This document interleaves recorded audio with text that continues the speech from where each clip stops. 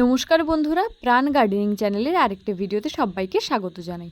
বন্ধুরা, আমাদের বাগানের মধ্যে অ্যালামন্ডা কিন্তু অন্যতম সুন্দরী একটি ফুলের গাছ। মোটামুটি গরমের শুরু থেকে শুরু করে শীতের আগে পর্যন্ত গাছ ভরে ফুল দেয় অ্যালামন্ডা। আমাদের অ্যালামন্ডা যাদের মাটিতে প্রতিস্থাপন করা আছে তারা তো জানো যে গাছটা লতিয়ে লতিয়ে একদম বাড়ির ছাদ পর্যন্ত উঠে যেতে পারে। আবার এক ধরনের অ্যালামন্ডা হয় যেটা ছাদের টবে আমরা প্রতিস্থাপন করতে পারি। তো ছাদ বাগানে কীভাবে অ্যালামন্ডা প্রতিস্থাপন করা যায়, কোন প্রজাতির অ্যালামন্ডা আমাদের প্রতিস্থাপন করা উচিত, সেই সব নিয়ে আজকের ভিডিওটা আমি আলোচনা করছি। প্রথমেই আসছি প্রজাতি নির্বাচন। বন্ধুরা, অ্যালামন্ডার প্রজাতি নির্বাচন কিন্তু খুব ইম্পর্ট্যান্ট একটা স্টেপ। ছোট ভ্যারাইটির অ্যালামন্ডাগুলোই কিন্তু আমরা ছাদে প্রতিস্থাপন করব, কারণ বড় ভ্যারাইটির অ্যালামন্ডা কিন্তু ছাদ বাগানে অতটাও ভালো হয় না। ছোট ভ্যারাইটির অ্যালামন্ডার মধ্যেই দেখো আমার এখানে দু রকম রাখা আছে। একটা হচ্ছে এই ধরনের সাদা সাদা পাতা বিশিষ্ট এবং ফুলটা এরকম হলুদ বর্ণের হয়। এটা হচ্ছে একটা মিনিয়েচার অ্যালামন্ডা, দোকানে একে মিনিয়েচার অ্যালামন্ডাই বলে। আর আরেকটা হচ্ছে এরকম সবুজ পাতা বিশিষ্ট ছোট ছোট পাতা এবং তারও ফুলটা এই হলুদ রঙের হয়। দুটো ফুলের মধ্যে খুব সামান্য সূক্ষ্মাতি সূক্ষ্ম পার্থক্য আছে। আমি যখন পাশাপাশি দেখাবো তোমরা দেখতে পাবে, দেখলে বুঝতে পারবে যে ফুলের ফারাকটা কীরকম আছে। আরেকটা যেটা হয় বড় ভ্যারাইটির অ্যালামন্ডা, তার পাতাটাও কিন্তু এই সবুজের পাতার মতো, কিন্তু পাতার সাইজ বড় হয় এবং ফুলের সাইজটাও অনেক বড় হয় এবং গাছটা কিন্তু লতানে হয়। আর এই ধরনের গাছগুলো কিন্তু লতানে অতটা হয় না, টবের মধ্যে সুন্দর ঝোপালো আকার ধারণ করে। দেখো ফুলের সাইজ দুটো পুরো আলাদা। সবুজ পাতার ফুলটা একটু বড় সাইজের হয় এবং সাদা পাতার ফুলটা একটু ছোট সাইজের হয়। এছাড়াও আজকাল টবে ছাদ বাগানে প্রতিস্থাপন করার জন্য লাল, ডিপ মেরুন কালার এবং আরও বিভিন্ন রকমের মিনিয়েচার অ্যালামন্ডা বেরোচ্ছে। তো সেই বুঝে তোমরা ছাদ বাগানে প্রতিস্থাপন করার মতো ঝোপালো গাছ যাতে হয় এবং ছোট প্রজাতির যে অ্যালামন্ডাগুলো হয় সেগুলো নির্বাচন করতে পারো। এগুলো কিন্তু ছাদ বাগানে অত্যন্ত ভালো পারফর্ম করে। এবং দেখো এই হলুদ যে অ্যালামন্ডাটা, এর কিন্তু থোকায় থোকায় কুঁড়ি আসে। আর সাদা অ্যালামন্ডাটা কিন্তু দেখতে মোটামুটি সুন্দর হয়, যেহেতু এর পাতার একটা আলাদা রকম বৈশিষ্ট্য আছে। তোমরা যদি কেউ জিজ্ঞেস করো ফুল কোনটাতে বেশি হয়, আমি বলবো সবুজ পাতার যে গাছটা আছে তাতে একটু বেশি ফুল হয়, তবে খুব একটা পার্থক্য বোঝা যায় না, কাছাকাছি একই রকমই দেখতে লাগে। তোমরা যেটা খুশি সেটাই করতে পারো। দুটোই কিন্তু ছাদ বাগানে তোমরা যদি ঠিকঠাক পরিচর্যা করতে পারো তাহলে কিন্তু খুব ভালো ফল দেবে।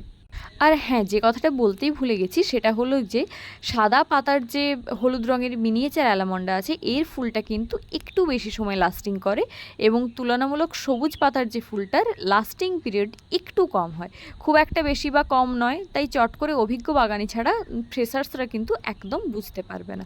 তোমাদের যেটা পছন্দ তোমরা কিন্তু সেটা দিয়ে স্টার্ট করতে পারো। এইবারে আসছি আমরা অ্যালামন্ডার প্রতিস্থাপন পদ্ধতিতে। তো বন্ধুরা, আমি এখানে একটা লাল অ্যালামন্ডার গাছ নিয়েছি। এর ফুলটা ঠিক লাল নয়, ডিপ বেগুনি টাইপের। তো এইটা আমি টবে প্রতিস্থাপন করে দেখাবো। আমার ছোট মিনিয়েচার অ্যালামন্ডাগুলো কিভাবে ফুল দিচ্ছে সেটা আমি তোমাদের অলরেডি দেখিয়েছি।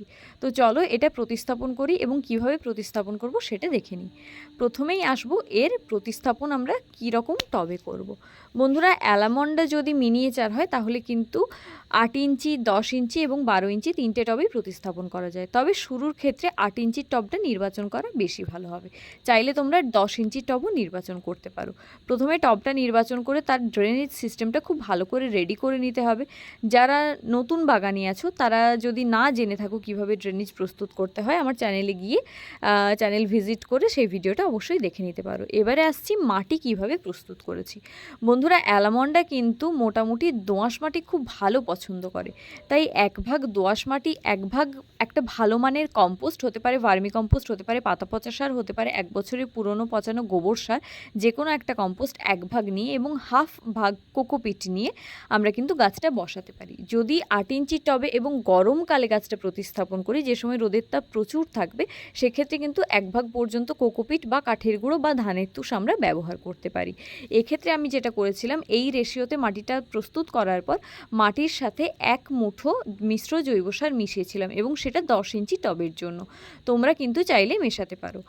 আর সেটা মেশানোর পর আমি ভালো করে জল স্প্রে করে 15 দিন মতো মাটিটাকে রেখে দিয়েছিলাম একটা শেডের তলায়। 15 দিন পর মাটিটাকে আমি আবার বের করে নিয়েছি এবং তারপর আমি গাছটা প্রতিস্থাপন করছি। যারা মোটামুটি চাও না এইভাবে জৈব খাবার দিতে, তারা ছোট্ট যে আইসক্রিম চামচ হয় বা রান্নাঘরে হলুদ তোলার জন্য যে ছোট ছোট চামচগুলো হয়, সেই চামচে 1 চামচ মতো ফসফেট এবং 2-4 দানা ডিএপি মোটামুটি দিয়ে গাছটা প্রতিস্থাপন করতে পারো প্রাথমিকভাবে। গাছ প্রতিস্থাপন করার সময় গাছের গোড়ায় যাবতীয় আগাছা, ঘাস ইত্যাদি যা থাকবে সেগুলো কিন্তু আমাদের পরিষ্কার করে নিতে হবে। মনে রাখতে হবে অ্যালামন্ডার শিকড় কিন্তু খুব দ্রুত বৃদ্ধি পায়। গাছের যদি ওয়েল ড্রেনেজ সিস্টেম রেডি থাকে তাহলে কিন্তু অ্যালামন্ডার মতো খুব তাড়াতাড়ি বাড়তে খুব কম গাছই পারে। তাই আমাদের মোটামুটি গাছের গোড়া সবসময় পরিষ্কার রাখতে হবে এবং গাছের কিন্তু একটা ঠিকঠাক কেয়ার করতে হবে। এই গাছের কিন্তু খুব কম পরিচর্যা লাগে, কিন্তু যেটুকু পরিচর্যা লাগে সেটুকু আমাদের ঠিকঠাক করে করতে হবে। আমি ওপর থেকে কিছুটা মাটি ভেঙে নিচ্ছি যাতে নার্সারির মাটিটা ভেঙে নেওয়ার পর গাছের রুট আমাদের সারযুক্ত ভালো প্রিপেয়ার্ড করা মাটি পায় এবং রুটটা খুব তাড়াতাড়ি সঞ্চার হতে পারে। তো সেইভাবে আমি সোজা করে গাছটা বসিয়ে নিয়েছি এবং গাছের গোড়া থেকে যত আগাছার বীজ আছে সেগুলোকে আমি বের করে নিয়েছি। তো এরপর আমি মাটি দিয়ে মোটামুটি ভালো করে ভরিয়ে নেব।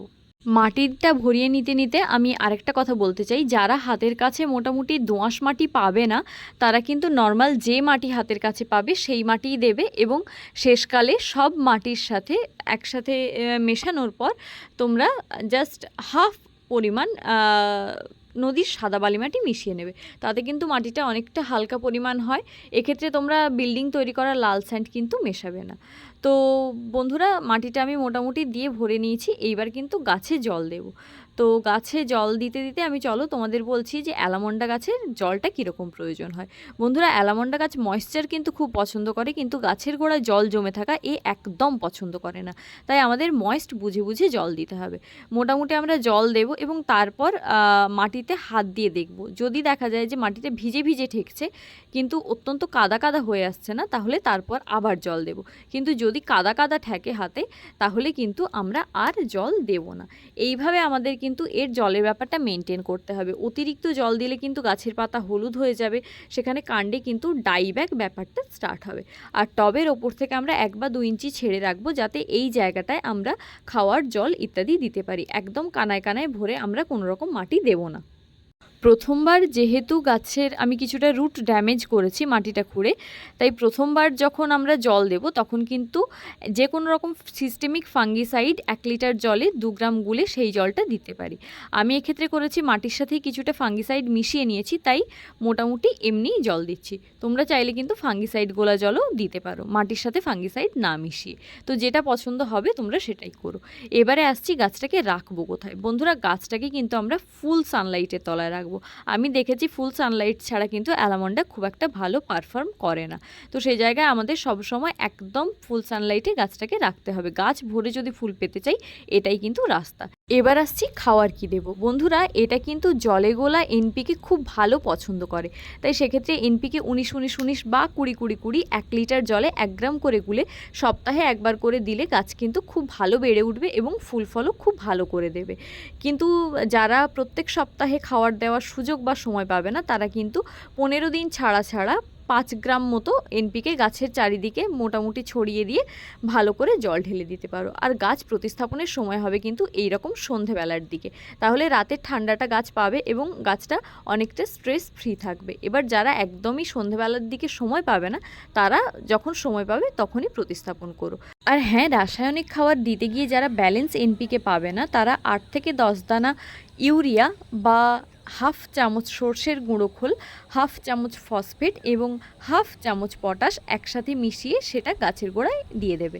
তো ফসফেট এবং পটাশের পরিমাণটা লক্ষ্য রাখবে 10 বা 12 ইঞ্চি টবের জন্য যেন 5 গ্রামের বেশি না হয়। তো সেই হিসেবে তোমরা চামচটা চুজ করবে। বেসিক্যালি এটা কিন্তু ছোট আইসক্রিম চামচের মোটামুটি 1 চামচ করে ফসফেট এবং পটাশটা হলে ভালো হয় এবং খাওয়ার চামচের 1 চামচ সর্ষের গুঁড়ো খোল হলে ভালো হয়। তো যারা জৈব খাবার দিতে চাইবে তারা কিন্তু মিশ্র জৈব সার, যেটা সর্ষের খোল, নিমখোল, হাড় গুঁড়ো, শিংকুচি ইত্যাদি মিশিয়ে তৈরি হয়, সেটা 10 বা 12 ইঞ্চি টবের জন্য 2 মুঠো পর্যন্ত ব্যবহার করতে পারো। এর সাথে যারা কলার খোসার গুঁড়ো দিতে চাও তারা কিন্তু 1 মুঠো কলার খোসার গুঁড়ো দিতে পারো, অথবা যারা রাসায়নিক পটাশ ব্যবহার করতে চাও তারা কিন্তু আইসক্রিম খাওয়ার চামচের 1 থেকে 1.5 চামচ পর্যন্ত সাদা পটাশ বা লাল পটাশ ব্যবহার করতে পারো। টবের পরিমাণ যদি বড় বা ছোট হয় সেক্ষেত্রে কিন্তু পরিমাণটা কমিয়ে বা বাড়িয়ে নিতে হবে। তো সেই হিসেবে আমরা কিন্তু সারটা প্রয়োগ করব। এইবারে আসছি গাছের রোগ পোকা এই বিষয়ে। বন্ধুরা, আমি এত বছর অ্যালামন্ডা অ্যালামন্ডা করছি, গাছে কিন্তু রোগ পোকার উপদ্রব খুব একটা বেশি লক্ষ্য করিনি। একটাই যেটা সমস্যা আমি ফেস করেছি সেটা হচ্ছে ক্লোরোসিস। বন্ধুরা, বর্ষাকালে এই গাছের কিন্তু পাতা হলুদ হয়ে যাওয়ার খুব বড় একটা সমস্যা আছে। সেক্ষেত্রে দেখবে অনলাইনে বিভিন্ন রকম চিলেটেড আয়রন কিনতে পাওয়া যায়, সেটা 1 লিটার জলে 1 গ্রাম গুলে ভালো করে গাছের গোড়ায় ঢেলে দিতে হবে এবং গাছের পাতায় স্প্রে করতে হবে, এবং সেটা 7 দিনে ব্যবধানে 3 থেকে 4 বার করার পর এই প্রবলেমটা একদম উড়ে যায়। অনেকে বলে যে জং ধরা পেরেক জলের মধ্যে ফেলে দিয়ে সেই জলটা দিতে, তো আমি এটাতে তুলনামূলক অনেকটা কম কাজ পেয়েছি, তাই আমি মোটামুটি চিলেটেড আয়রনই ব্যবহার করি। তো বন্ধুরা, এইটা হলো একটা অন্যতম রোগ। আর পোকার আক্রমণ আমি খুব একটা বেশি লক্ষ্য করিনি, তবে মাঝে মাঝে খুব রেয়ার আমার পিঙ্ক যে ভ্যারাইটির অ্যালামন্ডাটা আছে তাতে আমি মিলিবাগের আক্রমণ লক্ষ্য করেছি। তো সেক্ষেত্রে আমি 1 লিটার একদম কুসুম গরম জলে একটা শ্যাম্পুর পাতা দিয়ে ভালো করে ঝাঁকিয়ে রোদের বেলায় 3 দিন ছাড়া ছাড়া 3 থেকে 4 বার স্প্রে করি। তো বন্ধুরা, এইভাবে পরিচর্যা করতেই আমার কিন্তু গরমে অ্যালামন্ডা গাছ ভরে ফুল দিচ্ছে। দক্ষিণবঙ্গে যারা বসবাস করো তারা মোটামুটি ভালো করেই জানো এখনও পর্যন্ত কিন্তু ঠিকঠাক করে বর্ষা নামেনি। তো এইভাবে পরিচর্যা যদি তোমরা করতে থাকো তাহলে আমি কথা দিচ্ছি যে বর্ষাকালে গাছ ভরে ফুল আসবে, এবং দেখবে যে ফুল এত পরিমাণ হবে যে গাছের পাতা কিন্তু তোমরা দেখতে পাচ্ছ না। তো বন্ধুরা, তোমরাও কিন্তু অ্যালামন্ডা ঠিক এইভাবেই পরিচর্যা করতে থাকো, দেখো গাছ ভরে ফুল পাবে। ভিডিওটা যদি ভালো লাগে প্লিজ লাইক করো, তোমার বাগানি বন্ধুদের সাথে শেয়ার করো, আর চ্যানেলটা সাবস্ক্রাইব করে প্রাণ গার্ডেনিংয়ের সাথে থেকো। কোথাও যদি কোয়ারিজ থাকে আমাকে কমেন্ট করে অবশ্যই জানিও। খুব শিগগিরই আসছি অন্য একটা ভিডিও নিয়ে। নমস্কার।